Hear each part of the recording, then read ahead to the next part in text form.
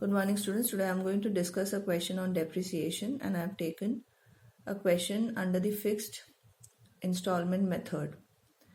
Most of the question of the depreciation, what you see is they have a sale of the asset on a particular date, and we have to calculate the profit or loss on the sale of that particular asset.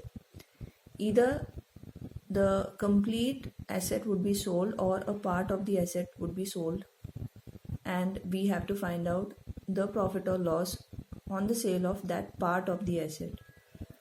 So let us see in this question, a company whose accounting year is a calendar year. So that means this is their accounting year. Purchased on 1st April 2008, machinery costing 30,000. So they follow calendar year. So they close their books on 31st December. So they bought on 1st April 2008 machinery costing 30,000, and then they purchased on 1st October 2008, which falls in the same calendar year, costing 20,000, and on 1st July 2009 costing 10,000. So there are three purchases done on a different dates. So firstly, you first write down the particular year of purchase 2008 on both the sides, and then you need to write down the date when it was purchased. So for the first machine was purchased on April 1, as you see. Second machine was purchased in the same accounting year, that is in the period of 1st January 2008 to 31st December 2008. There was one more machine purchased worth rupees 20,000.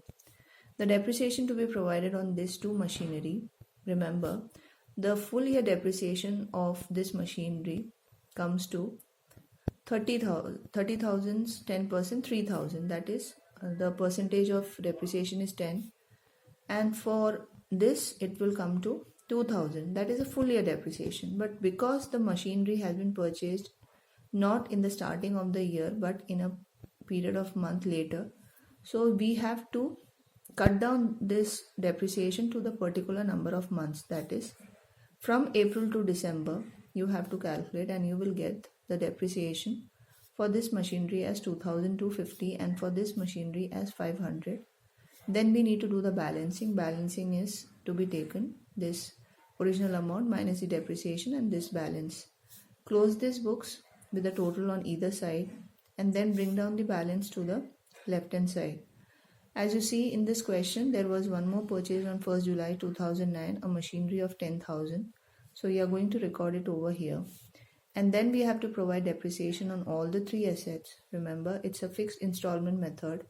And the first machinery which you purchased now have been used for a full year. So the depreciation is 3,000, 2,000. But for this machinery which was purchased on July, the depreciation would come down to 500. The balancing have been done over here. For the first machine, the balance is 24,750. That is 27,750 minus 3,000, you will get 24,750. And for the second machine, the balancing is 17,500, and for the third, it's 9,500. Bring down the balances on the left hand side. Remember, this is a year when a part of the machine, that is 1/3 of the machine which was installed on 1st April 2008, became obsolete and was sold for 3,000. Again, I repeat, 1/3 of the machine which was installed on 1st April 2008 became obsolete and was sold, and the date is 1st January. So on January 1, we are selling this machine 3,000. The value of the machine on 1st January 2010, that is the 1/3 of this machine, would come to 8,250. So 24,750 is the complete value of the machine, but we are only selling the 1/3 value. So you need to calculate the 1/3 of this machine, compare it with this figure, and then you have to find out the profit or loss. If the sale value is less than the book value of the asset, then we will suffer a loss, and if the sale value is more than the book value of the asset, then we will enjoy the profit. Had there been a profit, the profit would be reflected on this side. Because it's a loss, the loss should be written over here. After this, we have to provide depreciation on the remaining assets. What do we have? As you know, the first machine which we purchased was of 30,000, and we have sold off 1/3 of the machine. So the remaining assets are 20,000 and the depreciation on it under fixed installment method is 2,000, and for the remaining machine the depreciation for the whole year will be written like this, and then we have to do the balancing.